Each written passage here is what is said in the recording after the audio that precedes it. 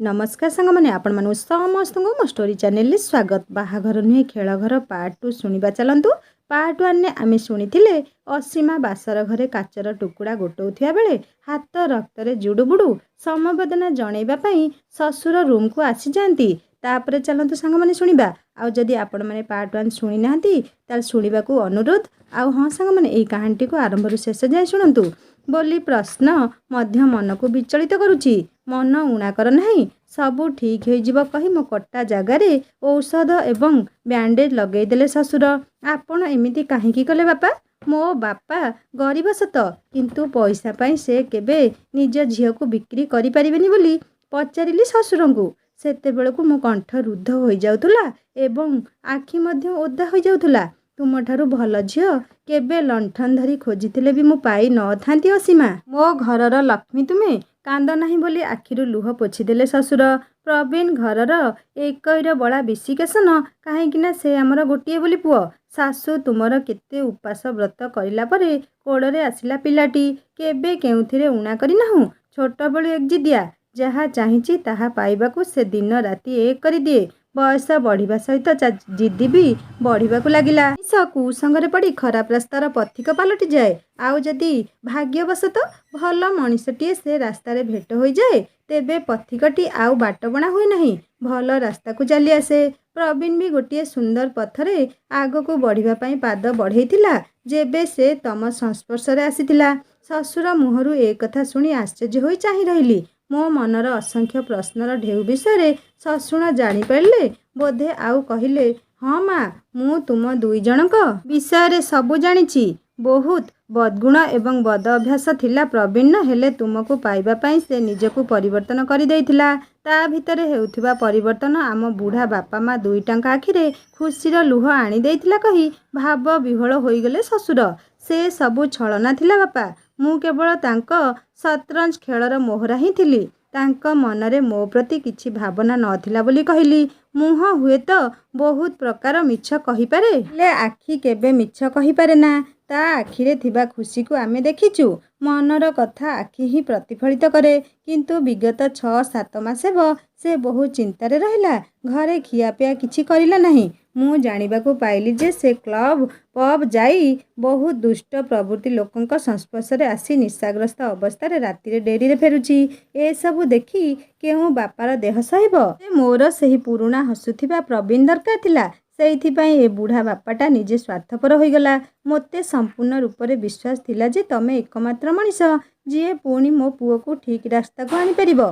सेइथिपाई मु लोक लगेई सबुआडू खोजाखोजी करिली। शेषरे तुम घरर ठिकणा पाइली।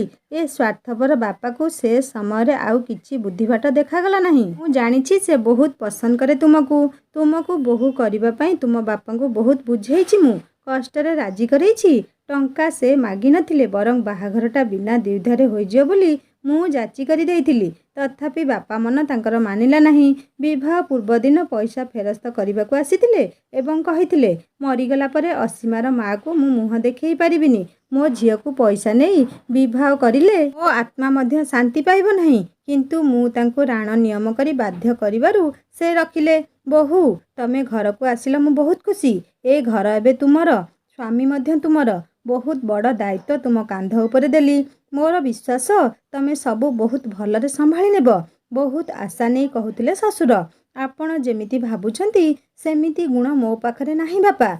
विश्वास हेउछि सबु किछि, आउ ता तो अजाणतरे हरई सारिछि मु। हाँ मानुछि, प्रवीण एवं मोर संपर्क अतीतरे बहुत मधुर थिला। दुनिया सामना तो दंपति होई सारिछु, हेले एबे भी से स्त्री भावरे मोते ग्रहण करि नाहंती बोली कहिली ससुरंकु को चाहि।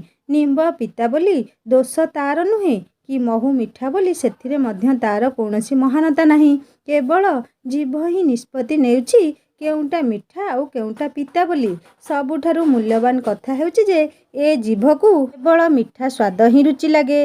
निंब परी जेते भल गुण थाउ ना कहीं, जेते सत कर्म करना कहीं, केही किछि बुझी पारंती नहीं। जदि सम्मान देउनाहंती तेबे सेथिरे तुमर कौनसी प्रकार भूल नहीं। तुमे तुमर कर्म करि चल। भूल तो सेई मानकर जेउ माने अंधर पुटुली बांधी भल केउंटा मंद केउंटा बुझी पारंती नहीं। आग को बढ़िबा पई पुरुणा कथा भूली पाद को आग को बढ़ाओ। ଦେଖିବ ଧୀରେ ଧୀରେ ଆପେ ପାଦ ଆଗକୁ ବଢ଼ିଯିବ। ତୁମେ ତୁମ ଗନ୍ତବ୍ୟ ସ୍ଥଳରେ ପହଞ୍ଚିଯିବ ବୋଲି ବୁଝେଇ କହିଲେ ଶ୍ୱଶୁର। ମନ ତ ମୋର ଦୁର୍ବଳ ହୋଇପଡ଼ୁଥିଲା। ଜୀବନର ସେ ଦୋଛକିରେ ଆଜି ମୁଁ ଛିଡ଼ା ହୋଇଛି ଯେ ନା ଆଗକୁ ପାଦ ବଢ଼େଇ ପାରୁଛି ନା ପଛକୁ ଇଞ୍ଚେ ଫେରି ପାରୁଛି। ସମୟର ସମୀକରଣରେ ଭାଗ ଶେଷ ମୋର ସବୁବେଳେ ଶୂନ ହିଁ ଆସୁଛି। ଭୁଲ ନ କରି ଶାସ୍ତି ପାଇଛି। ଯେଉଁ ଲୋକ ମୋ ମୁହଁ ଦେଖିବାକୁ ଚାହେଁ ନାହିଁ ତା ବେକରେ ମୁଁ ବନ୍ଧା ହୋଇଛି। ପୁଣି ଛାତିକୁ ପଥର କରି ପ୍ରବୀଣଙ୍କର ଧାର ଛୁରୀ ସମାନ କଥାକୁ ସହ୍ୟ କରିବାକୁ ପଡ଼ିବ। ଥରେ ଝିଅ ବାହା ହୋଇଗଲେ ବାପଘର ତା ପାଇଁ ପର। ଅତିଥି ହୋଇଯାଏ ସେ ସେଇଠି। ମୋ ପାଇଁ ସବୁ ରାସ୍ତା ବନ୍ଦ ହୋଇଯାଇଛି। ସମସ୍ତେ ସମସ୍ତଙ୍କ କଥା କହିଗଲେ, ହେଲେ ମୋ ମନ କଥା ମୋ ଭିତରେ ହିଁ ରହିଗଲା। ଆଉ ଚାପି ହୋଇ ନିଜର ଶେଷ ନିଶ୍ୱାସ ମଧ୍ୟ ଛାଡ଼ିଦେଲା। ମନ ଦୁଃଖ କରିବି ନା ଦୃଢ଼ କରିବି ଜାଣିପାରୁନଥିଲି। ମନ ଏବଂ ହୃଦୟର ଖେଳ ମଧ୍ୟ ନିଆରା। ରୁମକୁ ଆସି ବସିବା ପାଇଁ ଭାବୁଥିଲି, ହେଲେ ଦେଖିଲି ରୋଷେଇ ଘରେ ରୋଷିଆ ତରବର ହୋଇ କାମ କରୁଛି। ପାଦ ମୋର ରୋଷେଇ ଘର ଆଡ଼କୁ ଆଗେଇଲା। ମୋତେ ରୋଷେଇ ଘରେ ଦେଖି ପୂଜାରୀ କାକା କହିଲେ, ବୋହୂମା ଏଇଠି କ'ଣ କରୁଛ? ଯାହା ଦରକାର ମୋତେ କୁହ, ମୁଁ କରିଦେବି। ତୁମେ ତୁମ ରୁମକୁ ଯାଇ ଆରାମ କର। ବିରକ୍ତ ହୋଇଗଲେଣି ଏକୁଟିଆ ରୁମରେ ବସିକି। ଗ୍ୟାସରେ ବସିଥିବା କଡ଼େଇର ଘୋଡ଼ଣୀକୁ କାଢ଼ି ଦେଖି ପଚାରିଲି, ଆଜି କ'ଣ ରୋଷେଇ ସବୁ ହେଉଛି? କଥା କ'ଣ କି ବୋହୂମା, ଆଜି ଟିକେ ଡେରି ହୋଇଗଲାଣି। ରୋଷେଇ ଆରମ୍ଭ କରିନାହିଁ। ଏବେ ଦେଖୁନ ସବୁ କରିବା ଆରମ୍ଭ କରିଦେଲିଣି ବୋଲି ଟିକେ ମୁହଁ ତଳକୁ କରି କହିଲେ ପୂଜାରୀ କାକା। ଘଣ୍ଟା ଦେଖିଲି ଦିନ 12ଟା ପରେ ହେଲାଣି। ସମସ୍ତେ 2ଟା ଭିତରେ ଖାଇବେ। ଚାଲ ମିଶିକରି ସବୁ ବନେଇଦେବା କାକା। ମୋର ବି ଟାଇମ୍ ପାସ୍ ହୋଇଯିବ ଆଉ ତୁମକୁ ବି ସାହାଯ୍ୟ ମିଳିଯିବ। ହଁ ନାହିଁ ଦୁଦୁ ପାଞ୍ଚିରେ ମୁଣ୍ଡ ଟୁଙ୍ଗାରିଲେ କାକା। ମୁଁ ପରିବା କଟାକଟି ଆରମ୍ଭ କରିଦେଲି। ଏମାନଙ୍କର ରୋଷେଇ କରିବାକୁ ରୋଷିଆ ଅଛନ୍ତି, ହେଲେ ଆମ ପରି ମଧ୍ୟବିତ୍ତ ପରିବାର ତ ନିଜ କାମ ନିଜକୁ କରିବାକୁ ପଡ଼େ। ସପ୍ତମରେ ପଢ଼ୁଥିଲା ବେଳେ ଥରେ ପରିବା କାଟି ହାତ କଟି ଯାଇଥିଲା ବୋଲି ବାପା ମୋର ମାଆକୁ ବହୁତ ଗାଳି କରିଥିଲେ। ଝିଅକୁ ମୋର କାମ କରେଇବନି ବୋଲି ତାଗିଦ କରିଥିଲେ। ମୋର ହିଁ ଦୋଷ ଥିଲା। ଖରା ଦିନର ତାତିରେ ବଗିଚାର ମିଠା ଆମ୍ବ ମୋତେ ବାଇଆ କରିଥିଲା। ତାକୁ କାଟିବା ପାଇଁ ଲୁଚି କରି ପନିକି ଉଠେଇଥିଲି। ବାପା ମା ବହୁତ ଭଲ ପାଉଥିଲେ ମୋତେ। ପରିବାରରେ ଅଭାବ ଥିଲା ସତ, କିନ୍ତୁ ସମସ୍ତେ ହସ ଖୁସି ଆଉ ଶାନ୍ତିରେ ଜୀବନ କାଟୁଥିଲୁ। ପୂଜା ପର୍ବପର୍ବାଣୀରେ ନୂଆ ଫ୍ରକ୍ ନହେଲେ ନାହିଁ, କିନ୍ତୁ ମା ମୋର ସୁଆଦିଆ ମଣ୍ଡା ପିଠା କାକରା ପିଠା କରେ। ଖାଇବାକୁ ମୋତେ ବହୁତ ଭଲ ଲାଗେ। ମା ହାତରନ୍ଧାର ବାସ୍ନା ଏବେ ବି ମୋ ଜିଭକୁ ଲାଳେଇ ଦିଏ। କେଜାଣି କାହାର କଳା ନଜର ଲାଗିଗଲା ଆମ ପରିବାର ଉପରେ। ଦେହ ଖରାପ ହୋଇଗଲା ମୋ ମାଆର।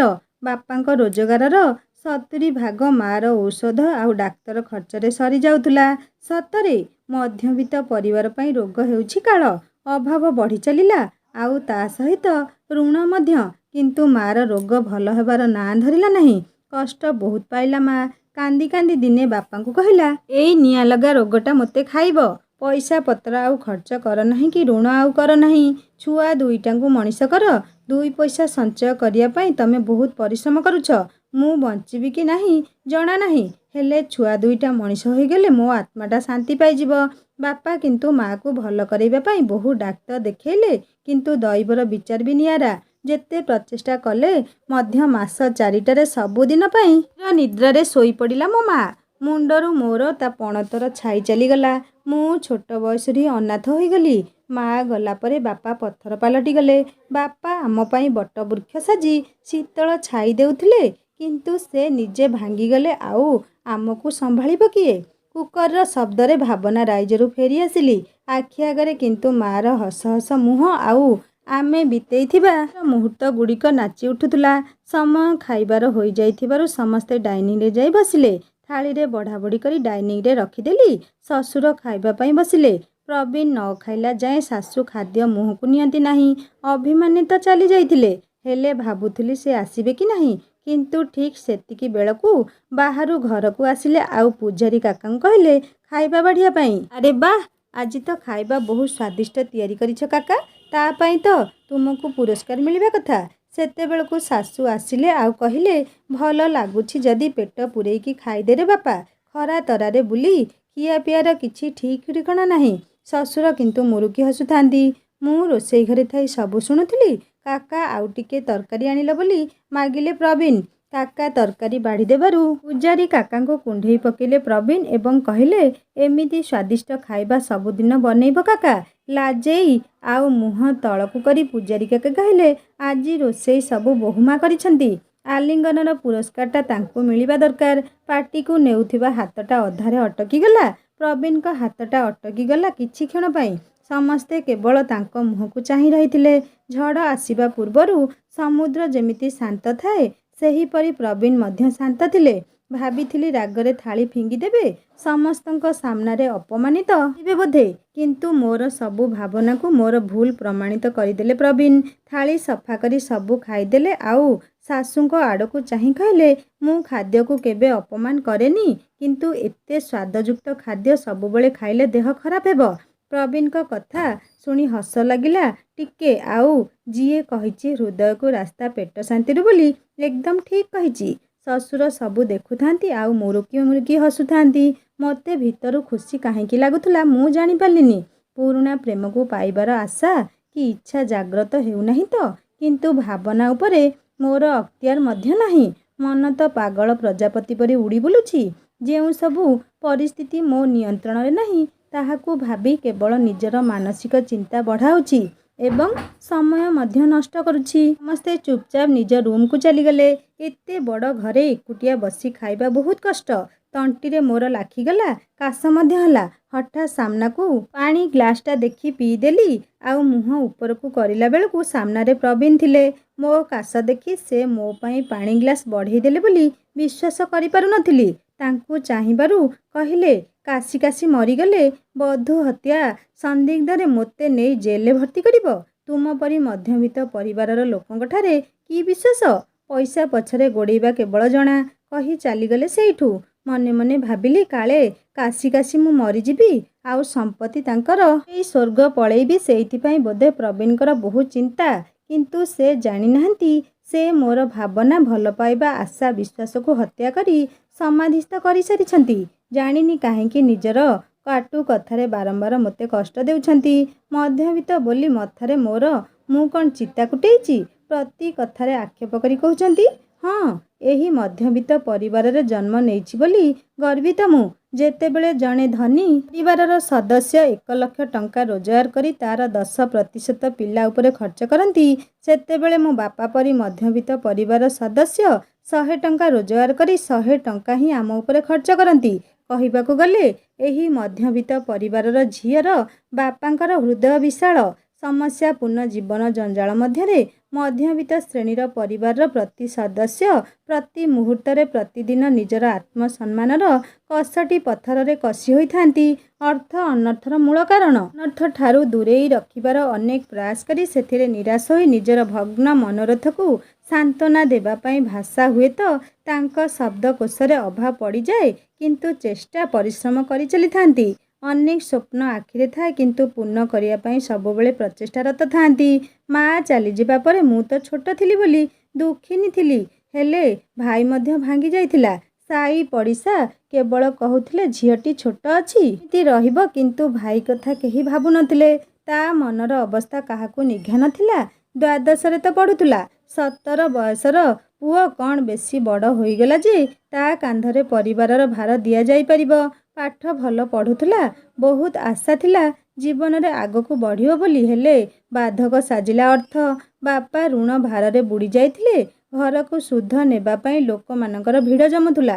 ଟଙ୍କା ପଇଠ କରିବାକୁ ଡେରି ହେଉଥିବାରୁ କେତେ ଜଣ ବାପାଙ୍କ କଲର ଧରିବାର ମଧ୍ୟ ମୁଁ ଦେଖିଛି।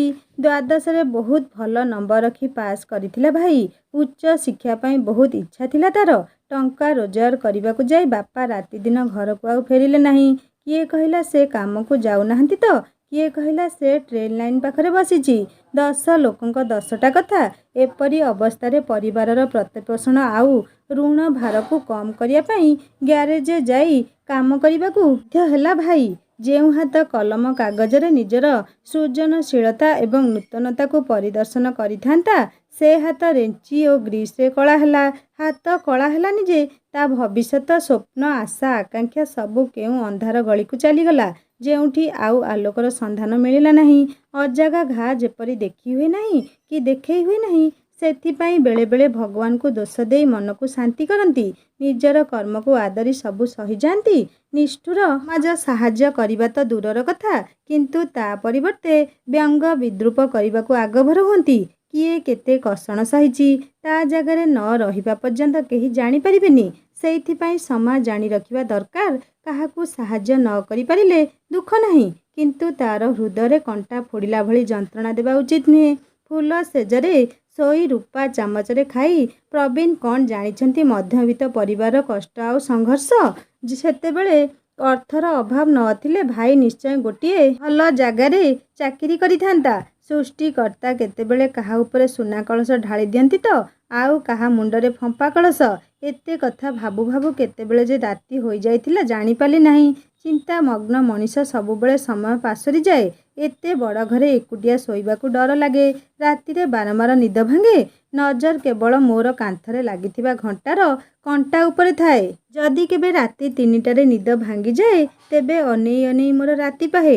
କାହିଁକି ନା ମୋ କଲେଜରେ ଗୋଟିଏ ସାଙ୍ଗ କହିଥିଲା ରାତି 3ଟା ବେଳେ କୁଆଡ଼େ ଭୂତ ପ୍ରେତଙ୍କ ଆବିର୍ଭାବ ହୁଏ ଏବଂ ସେମାନେ ବହୁତ ଶକ୍ତିଶାଳୀ ଥାଆନ୍ତି।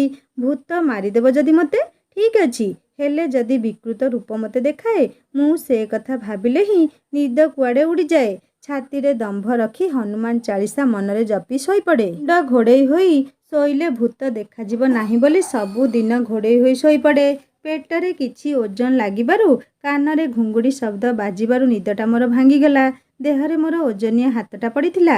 ମୋର ହୃଦୟର ସ୍ପନ୍ଦନ ବଢ଼ି ବଢ଼ି ଯାଉଥିଲା। କାନ ମୁଣ୍ଡରୁ ଝାଳ ବହୁଥିଲା।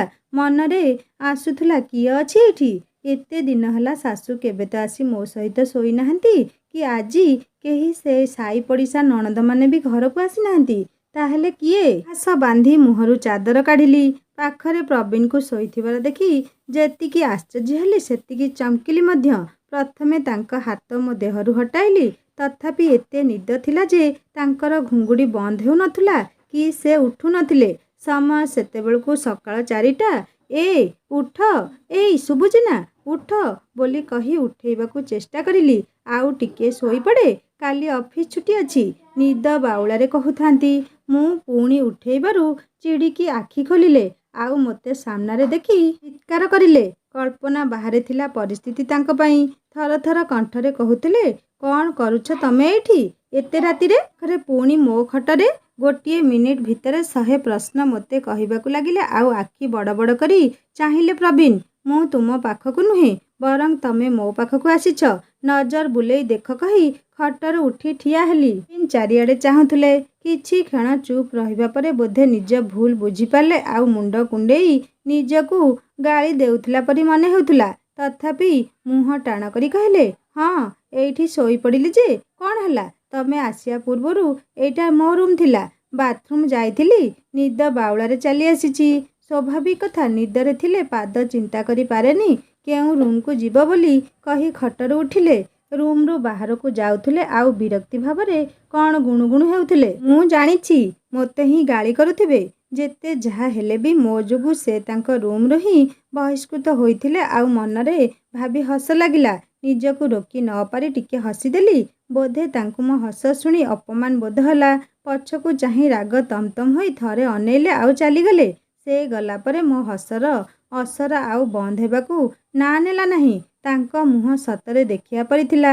ଏତେ ଦିନ ପରେ ମନ ଖୋଲି ହସୁଥିଲି ମୁଁ। ସକାଳର ଆଗମନ ଆଉ ସୂର୍ଯ୍ୟଙ୍କ ପହିଲି କିରଣ, ଆକାଶର ଲୋହିତ ରଙ୍ଗ ଆଉ ଚଢ଼େଇମାନଙ୍କର କିଚିରି ମିଚିରି ଶବ୍ଦ।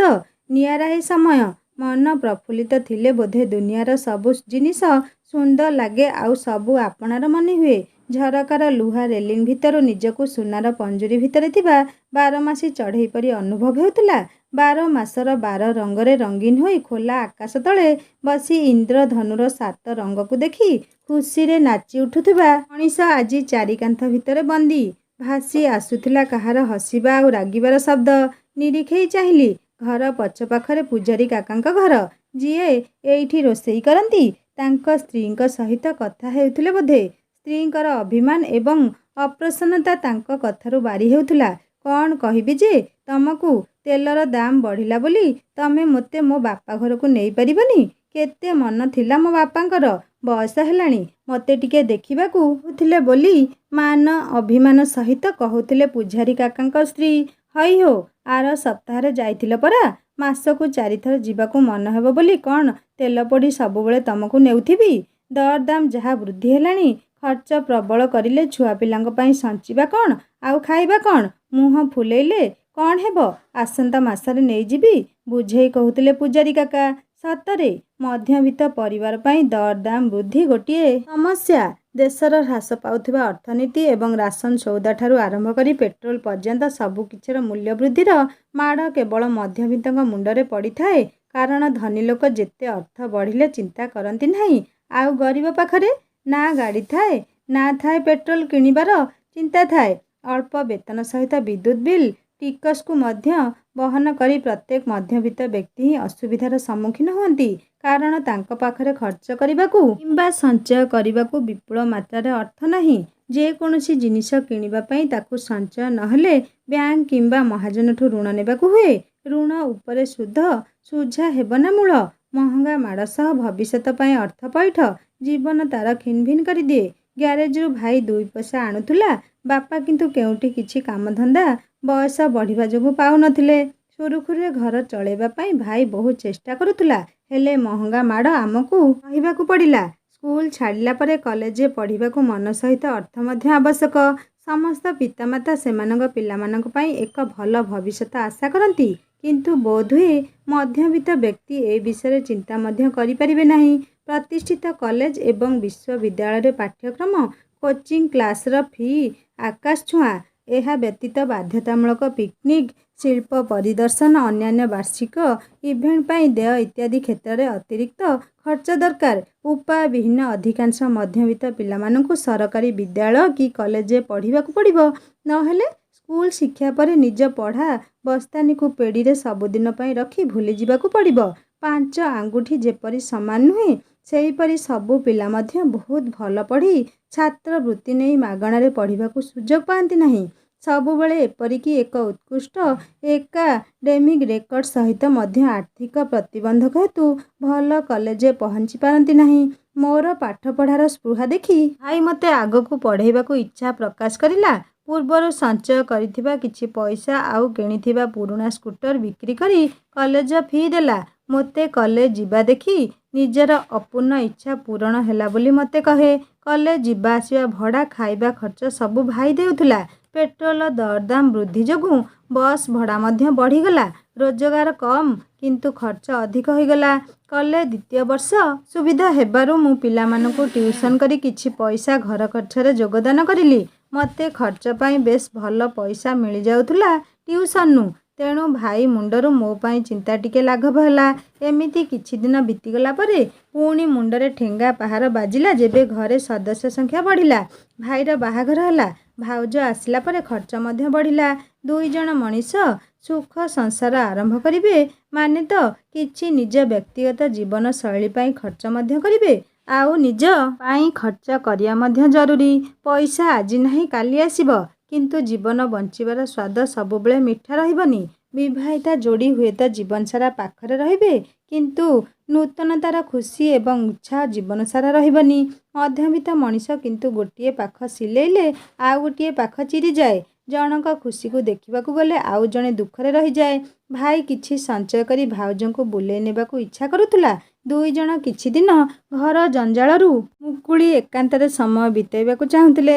ବେଶ ଖୁସି ଥିଲେ ମଧ୍ୟ। ଭାଉଜ କିନ୍ତୁ ଶେଷ ସମୟରେ ବାପାଙ୍କ ଉଚ୍ଚ ରକ୍ତଚାପ ହୋଇ ହସ୍ପିଟାଲରେ ଭର୍ତ୍ତି ହେଲେ। ଆଉ 4 ଦିନ ଭିତରେ ସଞ୍ଚିତ ସ୍ୱଳ୍ପ ଧନ ମଧ୍ୟ ସରିଗଲା। ବାପା ସିନା ଭଲ ହୋଇ ଚାଲି ଆସିଲେ, ହେଲେ ଭାଇ ଆଉ ବୁଲିବାକୁ ଯାଇପାରିଲାନି। ଅଳ୍ପ ଧନ ବିକଳ ମନ, କ'ଣ କରିବ ମଣିଷ? ଭାଇ ସହିତ ସମସ୍ତଙ୍କର ମନ ଦୁଃଖ ହୋଇଗଲା। ଲାଗିଲା ଯେମିତି ଖୁସି ହେବାର ମଉକା ମଧ୍ୟ ଭଗବାନ ଛଡ଼େଇ ନେଲେ। ସେ ଦିନଠାରୁ ଭାଉଜଙ୍କ ବ୍ୟବହାରରେ ବହୁତ ପରିବର୍ତ୍ତନ ହୋଇଗଲା। ଜଣେ ରୋଜଗାର କରିବ ଆଉ ଉପଭୋଗ କରିବାକୁ 4 ଜଣ ବୋଲି ମୁହଁ ଖୋଲି କହିଲେ। ଘର ଚଳନୀରେ ଭାଇର ଯୋଗଦାନ ମଧ୍ୟ କମି କମି ଆସିଲା। ସେ ତା ସଂସାରକୁ ଦେଖିବ ନା ପଇସା ବାଣ୍ଟି ବୁଲିବ ବୋଲି କହିଲା। ତାର ସେଥିରେ ଦୋଷ ବିଲକୁଲ ନାହିଁ। ଛୋଟବେଳୁ ପରିଶ୍ରମ କରି ପରିବାର ଚଳଉଥିଲା। ନିଜ ପାଇଁ ଭାବିବାର ଅଧିକାର ଅଛି ମଧ୍ୟ ତାର। ମୋତେ ଶୀଘ୍ର ବାହା କରେଇ ଦେଇ ନିଜ କର୍ତ୍ତବ୍ୟରୁ ମୁକ୍ତି ହେବାକୁ ଚାହିଁବା ମଧ୍ୟ କିଛି ଭୁଲ ନୁହେଁ। ଭାଉଜଙ୍କ ବ୍ୟବହାର ମୋ ପ୍ରତି ମଧ୍ୟ ଧୀରେ ଧୀରେ ଖରାପ ହେବାକୁ ଲାଗିଲା। ଝିଅ ବାହାଘର କରିବ ମାନେ ମଧ୍ୟବିତ୍ତ ପରିବାର ଅଣ୍ଟା ଭାଙ୍ଗିଯିବ। ବାପା ସବୁବେଳେ ଘରେ ଥାଇ ଦେଖନ୍ତି। ମାଆର ଫଟୋ ସାମ୍ନାରେ ବହୁତ ସମୟ ଠିଆ ହୁଅନ୍ତି।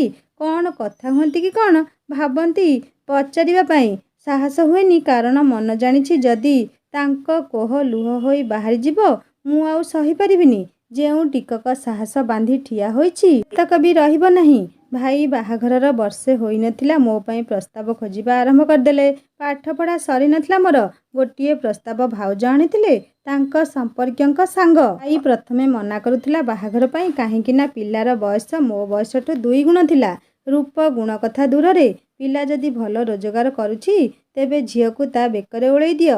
ଏହା ହେଉଛି ମଧ୍ୟବିତ୍ତ ପରିବାରର ମାନସିକତା। ମୋର ନିଜ ଗୋଡ଼ରେ ଠିଆ ହେବାର ସ୍ୱପ୍ନ ଥିଲା, କିନ୍ତୁ ଭାଇ ଯେତେବେଳେ ଶୁଣିଲା ଯେ ବରପକ୍ଷ ଯୌତୁକ ନେବେ ନାହିଁ ସେ ଆଉ କିଛି ନ ଭାବି ରାଜି ହେଇଗଲା। ଗୋଟିଏ ମଧ୍ୟବିତ୍ତ ପରିବାରରେ ଝିଅ ବାହା ଦେବା ଛୋଟ କଥା ନୁହେଁ। ବରପକ୍ଷଙ୍କ ଯୌତୁକ ଦାବି, ଗାଁ ଲୋକଙ୍କୁ ଭୋଜି ଭାତ ଆଉ ଝିଅ ପାଇଁ ଗହଣା ସବୁ ପାଇଁ ବହୁତ ଅର୍ଥ ଦରକାର। ଯଦି ଯେଉଁ ବାପା ଭାଇ ବିବାହ ବେଳେ ଦେଇ ନ ପାରିଲେ ମନଲାଖି ଜିନିଷପତ୍ର, ତେବେ ବିଦାୟ କରିଥିବା ଝିଅ ଆଉ ଫେରେ ନାହିଁ, ବରଂ ଫେରିଆସେ ତାର ନିର୍ଜୀବ ଶରୀର। ଯେତେ ଛାତି ବାଡ଼େଇଲେ କି ମୁଣ୍ଡ ପିଟିଲେ ନା ଆର୍ଥିକ ପରିସ୍ଥିତି ସୁଧାରିଯାଏ, ନା ମଶାଣିରେ ପାଉଁଶ ହୋଇଥିବା ମଣିଷ ଆଉ ଫେରିପାରେ। ଯେତେ ପ୍ରସ୍ତାବ ଆଗରୁ ଆସିଛି ସମସ୍ତେ ଯୌତୁକ ମାଗିଛନ୍ତି। ଆଉ କେତେଜଣ ସବୁ ଜିନିଷପତ୍ର ଏବଂ ସୁନା ଗହଣା। ପିଅନ ହେଉ ଅବା ଗୁମାସ୍ତା, ଯଦି ସରକାରୀ ବୋଲି ଷ୍ଟାମ୍ପ ଲାଗିଛି ତେବେ ତାଙ୍କ ଲାଙ୍ଗୁଡ଼ ଛୁଇଁ ହେବ ନାହିଁ ଯୌତୁକ ବାବଦରେ। ମଧ୍ୟବିତ୍ତ ପରିବାର ଝିଅଟିଏ ଯେତେ ଗୁଣୀ ସୁନ୍ଦରୀ ଶିକ୍ଷିତା ହୋଇଥାଉ ନା କାହିଁକି, ତାର ଓଜନ କେବଳ ତା ବାପା ପକେଟରେ ଥିବା ପଇସା ହିଁ ନିର୍ଦ୍ଧାରିତ କରେ। ସେଇଥିପାଇଁ ତ ମଧ୍ୟବର୍ଗ ପରିବାର ଝିଅ କମ୍ ବୟସରେ ବାହା କରେଇ ଦିଅନ୍ତି। କାହିଁକି ନା ବର୍ଷକୁ ବର୍ଷ ଦରଦାମ ବୃଦ୍ଧି ଯୋଗୁଁ ବଜାରରେ ବରପାତ୍ରଙ୍କ ଦର ମଧ୍ୟ ବଢ଼ି ବଢ଼ି ଚାଲିଛି। ମୋ ପାଇଁ ଦେଖୁଥିବା ପିଲାର ଚାକିରି ତ ନଥିଲା, କିନ୍ତୁ ଗୋଟିଏ ଫାଷ୍ଟଫୁଡ୍ ଦୋକାନ ଦେଇଥିଲା ଆଉ ସେଥିରେ ବହୁତ ଲାଭ ହେଉଥିଲା। ବୟସ ପାଇଁ ବାପା ଟିକେ ପଛଘୁଞ୍ଚା ଦେଉଥିଲେ, କିନ୍ତୁ ପଇସାର ଅଭାବ ହେବ ନାହିଁ ବୋଲି ରାଜି ଥିଲେ। ମୁଁ ସେ ସମୟରେ ପ୍ରବୀଣଙ୍କ ସହିତ ସମ୍ପର୍କରେ ଥିଲି ଏବଂ ଅନ୍ୟ କାହାକୁ ବାହା ହେବା ପାଇଁ ରାଜି ହିଁ ନଥିଲି। ବହୁତ ବାଧ୍ୟ କରିଥିଲେ ତଥାପି ବିଲକୁଲ ମାନିଲି ନାହିଁ। ଆଉ ସେଦିନ ପ୍ରଥମ ଥର ପାଇଁ ଭାଇ ମୋ ଉପରକୁ ହାତ ଉଠେଇଥିଲା ଏବଂ କହିଥିଲା ମୁଁ ଘରୁ ନ ଯିବା ଯାଏଁ ସେମାନେ ଉପରକୁ ଉଠି ପାରିବେନି କି ରୋଜଗାର କରିଲେ 2 ପଇସା ରଖିପାରିବେନି। ଓଃ, ଏତେ ସବୁ ଭାବିଲେ ମନଟା ଅନ୍ଧାର କୂଅ ଭିତରେ ପଡ଼ି ଛଟପଟ ହେଲା ପରି ଲାଗୁଛି। ଦୀର୍ଘ ନିଶ୍ୱାସଟେ ଛାଡ଼ିଲି। ସବୁ ପୂର୍ବଜନ୍ମର କର୍ମ, ଆଉ ଏବେ ତାର ସବୁ ଫଳ ମିଳୁଛି। ମୋ ବିନା ଯଦି ମୋ ପରିବାର ଖୁସିରେ ରହିବ ତାଠୁ ଖୁସିର କଥା ଆଉ କ'ଣ ହୋଇପାରେ। ଏବେ ତ ସବୁ ଠିକ୍ ହୋଇଗଲାଣି। ମୋର ଗୁରୁଦାୟିତ୍ୱ ତ ସେମାନେ ତୁଲେଇ ସାରିଲେଣି। ଭଲରେ ରହିବେ ସେମାନେ। ମୁଁ ଏବେ ଆଉ ପୋଡ଼ି ପାଉଁଶ ହୋଇଥିବା ଅତୀତକୁ ଏତେ ଚିନ୍ତା କରିବା ଉଚିତ ନୁହେଁ। ସବୁ ଦିନ କି ସବୁ ରାତି ଯେ ଭଲରେ କଟିବ ସେ କଥା କହିବା କଷ୍ଟ। ମୁହାଁମୁହିଁ ହେଲା ପରେ 2 ଆଖି ମିଶିଗଲେ ବି ନ ଦେଖିଲା ପରି ରାସ୍ତା କାଟି ଚାଲିଯାଉ ଆମେ ଦୁହେଁ। କେତେଦିନ ଏମିତି ଲୁଚାଛପା ରାଗ ଅଭିମାନ ଚାଲିଥିବ। ନିଷ୍ପତ୍ତି ତ ନେବାକୁ ପଡ଼ିବ। ଦୁନିଆ ଆଗରେ ସ୍ୱାମୀ ସ୍ତ୍ରୀ ପରିଚୟ ନେଇ ଅଭିନୟ କେତେଦିନ ଆଉ ଚାଲିବ। 2 ମାସ ହେବାକୁ ବସିଲାଣି ବାହାଘର। 2 ପଦ ବି ଭଲ କଥା ଶୁଣି ନାହିଁ ପ୍ରବୀଣଙ୍କ ମୁହଁରୁ। 2 ବର୍ଷର ଭଲ ପାଇବା ଆଗରେ 2-4ଟା ସାଙ୍ଗର ଓଜନ ବେଶୀ ହୋଇଗଲା। ହାତ ଧରି ମନ୍ଦିର ସାମ୍ନାରେ ଭଲ ପାଉଛି ବୋଲି କହୁଥିବା ପିଲା ମୋତେ ଭଲ ପାଇବାର ଛଳନା କରୁଥିଲା ବୋଲି ବିଶ୍ୱାସ କରିପାରୁନି ମୁଁ। ନିଦ ଆସୁନଥିଲା ରାତିରେ। ପୁଣି ଝରକା ଖୋଲି ହସୁଥିବା ଜହ୍ନକୁ ଦେଖି ନିଜର ତୃଷ୍ଣା ଆଖି ଏବଂ ମନକୁ ତୃପ୍ତି କରୁଥିଲି। କାହାର ଆସିବାର ଶବ୍ଦ ହେବାରୁ ପଛକୁ ଚାହିଁଲି, ଆଉ ଟଳମଳ ପାଦରେ ସାମ୍ନାରେ ପ୍ରବୀଣ ଥିଲେ। ପାଖକୁ ଆସି କାନ୍ଧ ଦୁଇରେ ମୋର ତାଙ୍କ 2 ବାହୁ ରଖି ମୁହଁ ପାଖକୁ ଆସି କହିଲେ ବହୁତ ଭଲ ପାଏ ତୁମକୁ। ନାକ ମୋର ଟିକେ ଚିପିଦେଲେ। ଲୁହ ଭିଜା ଓଦା ଆଖି ନିଜର ରଙ୍ଗ ବଦଳେଇ ରକ୍ତିମ ଲାଲ ହୋଇଯାଇଥିଲା। ମୁହଁରୁ ମଦର ବିକଟ ଦୁର୍ଗନ୍ଧ ବାହାରୁଥିଲା। ଅତୀତରେ ଯେଉଁଭଳି ନିଜର ପ୍ରେମକୁ ସେ ପ୍ରକାଶ କରୁଥିଲେ ଠିକ୍ ସେହିପରି ବାରମ୍ବାର ସ୍ମିତ ହସରେ ନିଜର ଭାବନାକୁ କହୁଥିଲେ। ଆଖି ଆଗରେ ନାଚି ଉଠୁଥିଲା ଅତୀତ, ଆଉ ପୁନର୍ବାର ବର୍ତ୍ତମାନ ମଧ୍ୟ ସେହି ଦୃଶ୍ୟ ଦେଖାଉଥିଲା। ଆଶ୍ଚର୍ଯ୍ୟ ଲାଗୁଥିଲା ମୋତେ। ଚାହିଁ ରହିଥିଲି କେବଳ ତାଙ୍କ ମୁହଁକୁ। ନିଜ ଚେତନାରେ ନଥିଲେ ସେ। ଲୋଟି ପଡ଼ୁଥିଲେ ମୋ ବାହୁରେ। ସେହି ଚିହ୍ନାଜଣା ବାସ୍ନା, ସେଇ ସୁଗନ୍ଧର ସ୍ପର୍ଶ। ଏତେ ଦିନ ପରେ ପୁଣି ସେହି ବାହୁବନ୍ଧନ। ଅସ୍ଥିର ମୋ ମନ। ଧାଇଁ ଯାଉଥିଲା ଏକମୁହାଁ ହୋଇ ସେଇ ପରିଚିତ ପୁରୁଣା ମହକର ଅତୀତକୁ ଦୁର୍ବଳ କରୁଥିଲା। ଏ ପରିସ୍ଥିତି ମୋତେ ପ୍ରବୀଣଙ୍କ ପ୍ରତି କ୍ରୋଧର ଉତ୍ତପ୍ତ ଲାଭା ଉପରେ ଶୀତଳତାର ବର୍ଷା ହେଉଥିଲା। ପ୍ରବୀଣଙ୍କ ସ୍ପର୍ଶ ମୋ ରାଗ ବରଫ ତରଳିଲା ପରି ତରଳି ଯାଉଥିଲା। ଭୁଲ ଭଳି ଗୋଟେ ଫର୍ଦ୍ଦ ପାଇଁ ମୁଁ ସମ୍ପର୍କର ବହିଟିକୁ ଚିରି ପାରିବିନି। ସମୟ ଆସିଲେ ସେଇ ଫର୍ଦ୍ଦଟିକୁ ଚିରି ଦେଇ ସେ ବହିର ଯତ୍ନ ନେବି। କ୍ରୋଧ ଅଗ୍ନିରେ ମୁଁ ଜଳୁଥିଲି ସତ, ହେଲେ ପ୍ରବୀଣଙ୍କୁ ହୃଦୟରୁ କାଢ଼ି ଫିଙ୍ଗି ପାରୁନି। ହୃଦୟର ଡୋରି ଟାଣୁଛି ମୋତେ ତାଙ୍କ ଆଡ଼କୁ। ସବୁ ଭୁଲି କୋଳେଇ ନେବାକୁ ମନ ହେଉଛି। ତାଙ୍କ ଅବସ୍ଥା ଦେଖି ତାଙ୍କୁ ସାନ୍ତ୍ୱନା ଦେବାକୁ ହୃଦୟ କହୁଛି, ମୁଁ ଅଛି ତୁମ ପାଖରେ, ରହିବି ସବୁବେଳେ ବୋଲି ଯେମିତି କାନରେ ଫୁସ୍ଫୁସ୍ ହୋଇ କହୁଥିଲି ଅତୀତରେ, ସେପରି କହିବାକୁ ଚାହୁଁଛି ପୁଣି ଥରେ। ଟଳମଳ ଗୋଡ଼ ସିଧା ଠିଆ ହୋଇ ନଥିଲେ। ଆଖି ବନ୍ଦ ଥିଲା ତାଙ୍କର। ହେଲେ କ'ଣ କ'ଣ ସବୁ କହି ଚାଲିଥିଲେ। ବଡ଼ କଷ୍ଟରେ ନେଇ ଖଟ ଉପରେ ଶୁଆଇ ଦେଲି। ତଥାପି ସେ ବିଳି ବିଳାଉଥିଲେ। ଦୁନିଆରେ ସମସ୍ତେ ଖରାପ, କପଟ ଭଳି ରହିଛି ମନରେ। କାହାକୁ କେମିତି କେବଳ ବ୍ୟବହାର କରାଯାଇ ଲାଭ ଉଠା ଯାଇପାରିବ ତାହା ଏମାନଙ୍କୁ ଠିକ୍ ଜଣା। ମୁଁ କ'ଣ ଟିସୁ ପେପର? ହାତ ପୋଛିଲା ପରି ପୋଛି ଦେଇ ଫିଙ୍ଗିଦେଲା। ସାହସ ଦେଖ ତାର। ହା ହା ହା। ପଇସା ଗଛ ଅଛି ମୋ ପାଖରେ। ସ୍ୱାର୍ଥ ଥିଲା ବୋଲି ଆସୁଥିଲେ। ହଁ, ମୁଁ ଅସୀମାକୁ ବହୁତ ଭଲ ପାଏ। ତାକୁ ହିଁ ବାହା ହୋଇଛି। କିଏ କ'ଣ କରିବ କୁହ? ବାଡ଼େଇବ ନା ଜୀବନରୁ ମାରିଦେବ? ଖବରଦାର, ତା ଆଡ଼କୁ ଯିଏ ଦେଖିବ ତା ଉପରେ ଆଙ୍ଗୁଠି ଉଠେଇବାକୁ ତମେ କିଏ? ତାକୁ ଖରାପ ନଜରରେ ଦେଖୁଥିବା ପ୍ରତିଟି ଆଖିକୁ ମୁଁ ତାଡ଼ିଦେବି, ଫିଙ୍ଗିଦେବି, ଫୋପାଡ଼ି ଦେବି, ପୋଡ଼ି ଦେବି କହି କହି ଶେଷରେ ଶୋଇଲେ। ନିଶ୍ଚୟ କିଛି ଅଘଟଣ ଘଟିଛି ଯାହା ପାଇଁ ପ୍ରବୀଣ ମଦ ପିଇ ଏଇଠିକୁ ଆସିଛନ୍ତି। ମଦ ପିଇଲା ପରେ ଚେତନା ହରାଇଲା ପରେ ଭଲ ପାଉଛନ୍ତି ବୋଲି କହୁଛନ୍ତି। ପ୍ରବୀଣ ଏବଂ ମୋର ସମ୍ପର୍କ ଧନୀ ଗରିବର ଅଧା ଲେଖା ଗ୍ରନ୍ଥଟିଏ। ତିକ୍ତତା ଚିରିଦେଲା ଆମର ମଧୁର ନିବିଡ଼ତାର ପ୍ରତିପୃଷ୍ଠା। ଆଜିର ଏମିତି ଘଟଣା ସମ୍ପର୍କ ପୁନର୍ବାର ଯୋଡ଼ିବାର ଚେଷ୍ଟାକୁ ବ୍ୟର୍ଥ କରିପାରିବନି। ଅନ୍ଧାର କୂଅ ଭିତରେ ଟିକିଏ ଆଲୁଅ ଦେଖାଯାଉଛି। ପୁଣି ମୋ ପ୍ରେମକୁ ପାଇବାର ଆଶା କଳିକା ହୋଇ ମନର ଗୁଳ୍ମରେ ଫୁଟିବାକୁ ଯାଉଛି। ମଦ ନିଶାରେ ଲୋକଙ୍କ ମୁହଁରୁ ସତ ହିଁ ବାହାରେ। ପ୍ରବୀଣଙ୍କ ହୃଦୟରେ ମୁଁ ହିଁ ଅଛି। ହେଲେ ବାହାରକୁ କହିବାକୁ ସେ ଚାହୁଁନାହାନ୍ତି।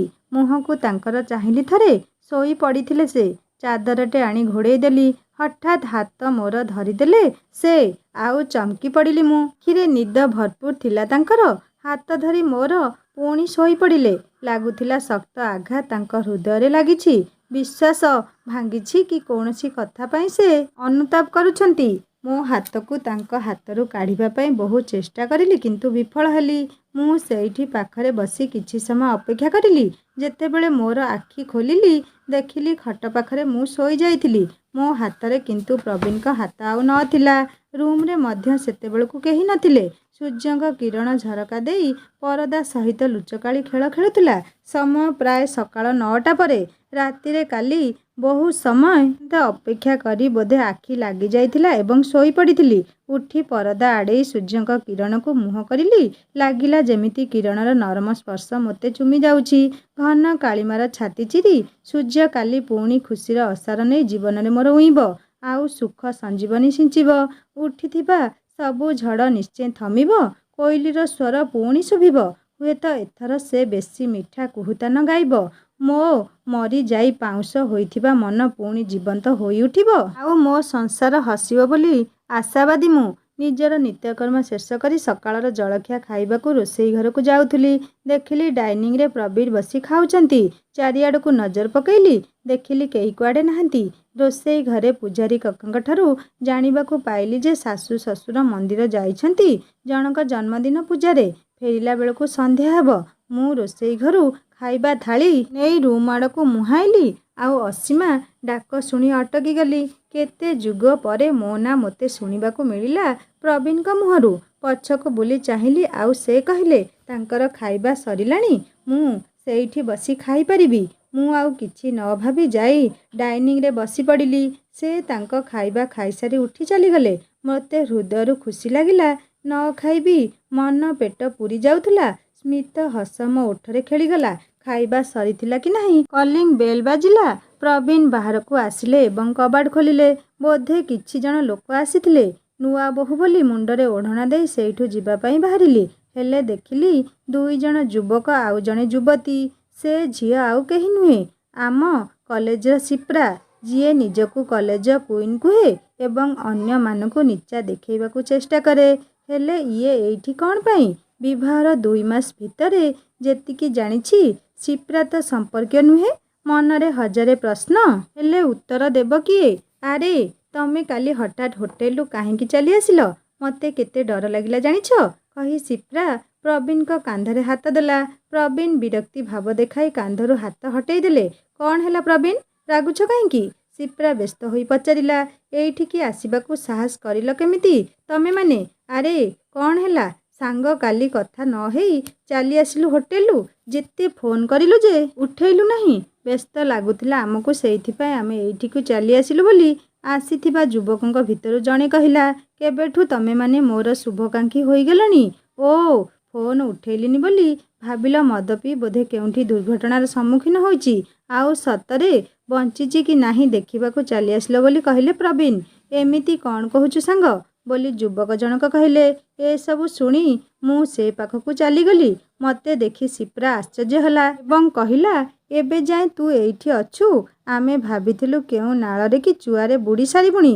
ଶିପ୍ରା କଥା ଶୁଣି ପ୍ରବୀଣକୁ ଛାଡ଼ି ଅନ୍ୟମାନେ ହସିବାକୁ ଲାଗିଲେ। ଶିପ୍ରା କଲେଜରେ ମୋ ସହିତ ପଢ଼ୁଥିଲା। ସୁନ୍ଦରୀ ବୋଲି ବହୁତ ଗର୍ବ ଆଉ ଅହଙ୍କାର। କଥା କଥାରେ ନିଜ ବୟଫ୍ରେଣ୍ଡକୁ ଡାକି ଆଣିବାର ଧମକ ଦିଏ ଆଉ କହେ ସେ ଜଣେ ପ୍ରଭାବଶାଳୀ ନେତାଙ୍କ ପୁଅ। ପରୀକ୍ଷା ସମୟରେ ଶିପ୍ରା ମୋ ପଛରେ ବସିଥିଲା ଆଉ ମୋତେ ଉତ୍ତର ପେପର ମାଗୁଥିଲା, ହେଲେ ମୁଁ ଦେଇନଥିଲି। ଜୋର ଜବରଦସ୍ତ ମୋ ସହିତ ପରୀକ୍ଷା ହଲରେ ପେପର ଛଡ଼େଇବାରୁ ମୁଁ ଅଭିଯୋଗ କରିଦେଇଥିଲି, ଯେଉଁଥିପାଇଁ ତାକୁ ପରୀକ୍ଷା ହଲରୁ ନିଲମ୍ବିତ କରାଯାଇଥିଲା। ସେହିଦିନ ପରଠାରୁ ଶିପ୍ରାର କ୍ରୂର ନଜରର ଶିକାର ମୁଁ ସବୁବେଳେ ହେଉଥିଲି। ତା କଥାକୁ ମୁଁ ଖାତିର କରୁନଥିଲି, କିନ୍ତୁ ଆଜି ଯେତେବେଳେ ସେ ଏଇଠି ଉପସ୍ଥିତ, ମୋର ତ ଜାଣିବା ନିହାତି ଜରୁରୀ ଏସବୁ କ'ଣ ଚାଲିଛି। ମୁଁ କିଛି କହିବା ପୂର୍ବରୁ ପ୍ରବୀଣ ରାଗି କହିଲେ, କହିବାକୁ ସାହସ ହେଲା କିପରି? ସେ ମୋ ସ୍ତ୍ରୀ। ନିଜ ସୀମା ଭିତରେ ରହି କଥା କହିବାକୁ ଚେଷ୍ଟା କର ଶିପ୍ରା। ତୁମ ସମସ୍ତଙ୍କର ଅସଲ ଚେହେରା ମୁଁ କାଲି ନିଜ ଆଖିରେ ଦେଖିଛି, ଆଉ ତୁମମାନଙ୍କର ଯୋଜନା ମଧ୍ୟ ନିଜ କାନରେ ଶୁଣିଛି। ତମେ ଜାଣିନାହଁ ଅସୀମା, ଏମାନେ ବହୁତ ଦ୍ରୁତ।